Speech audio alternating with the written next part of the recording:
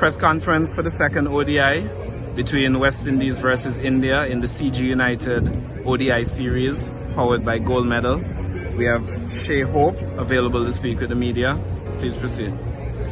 Shay, first of all, massive congratulations. 100 game. When you look back at sort of the 101 internationals, what's your biggest takeaway from your success in this format? I would just say my desire to bat as long as I can. I love batting. I always want to set the crease and do whatever I can for the team's benefit. Just the desire and hunger to stay out there in the middle. How disappointing is it to walk away after two very close games where the West Indies were in it to win it, really? How disappointing is it to walk away and not get something for the first two? Very disappointing.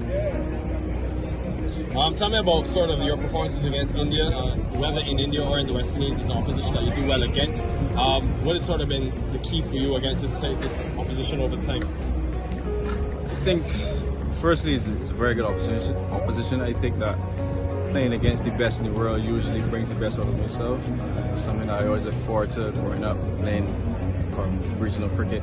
So it's just one of those challenges that I try to grasp with both hands, and hopefully I can continue that stead. Obviously, this is the first phase, one of the first phases of your one international career. You have a long way to go. What would sort of be your advice to yourself as you continue to move along in this journey? I think the key is just to try to keep learning.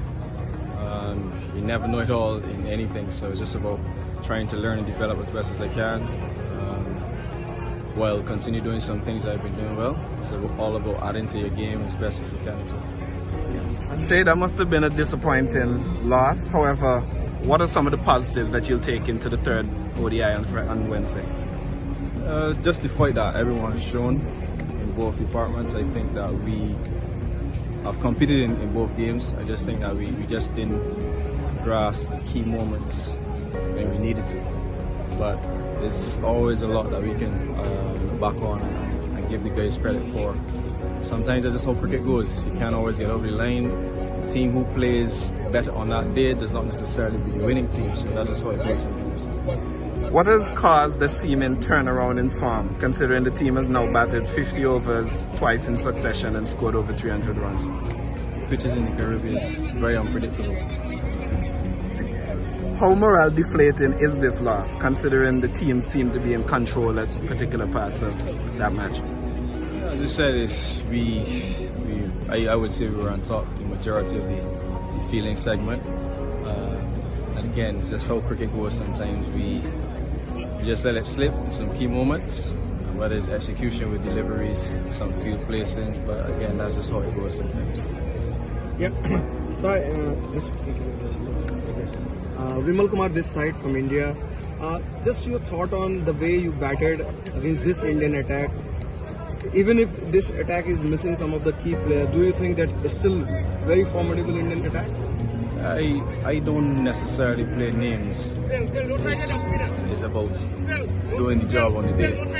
So someone who may not be so-called recognized in international cricket doesn't necessarily mean that he's not just as good or even better than that particular person that we're speaking of. So it's just about respecting the game, respecting the players, respecting the deliveries that they bowl at you, regardless of the situation or which conditions you're playing. The way you were batting, and at one stage it seemed that it was almost like cakewalk.